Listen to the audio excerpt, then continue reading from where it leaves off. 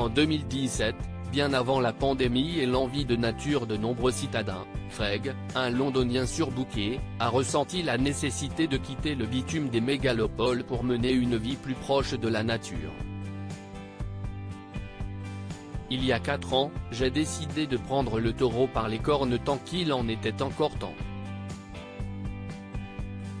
Je gérais plusieurs complexes touristiques sur le territoire du Royaume-Uni, je n'étais jamais chez moi.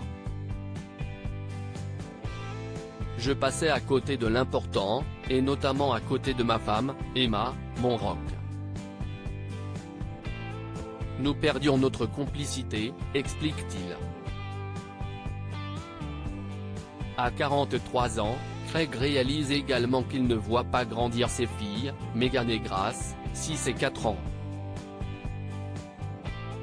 Prêt à tout pour sauver ce qu'il a de plus cher, le quadragénaire se met en quête d'une nouvelle vie qui lui permettrait de réconcilier vie professionnelle et équilibre familial.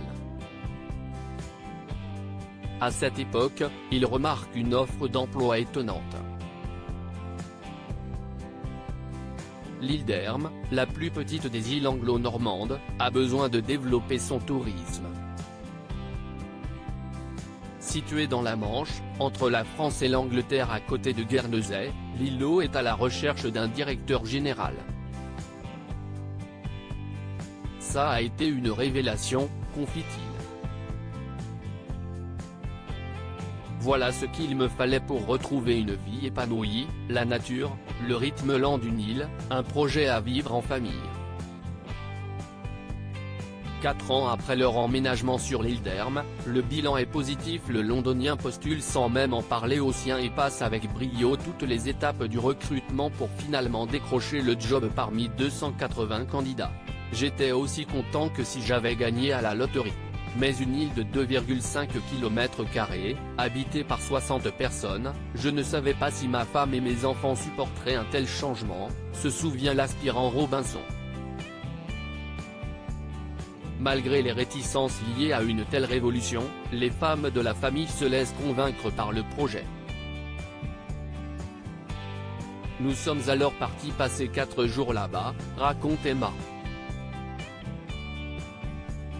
L'accueil des habitants, la beauté des paysages, l'école de 7 élèves, la maison prévue pour nous, nous avons été immédiatement conquis. 4 ans plus tard, le bilan est positif. Les fillettes n'ont jamais regretté leur vie à Londres.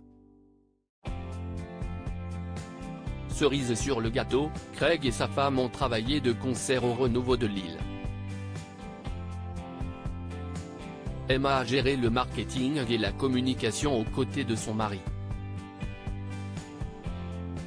Le tourisme s'est fortement développé malgré la pandémie. Cela fonctionne au-delà de nos espérances. Cet été, l'île aura été la plus visitée de toute la zone, s'enorgueillit Craig. CIST carton plein.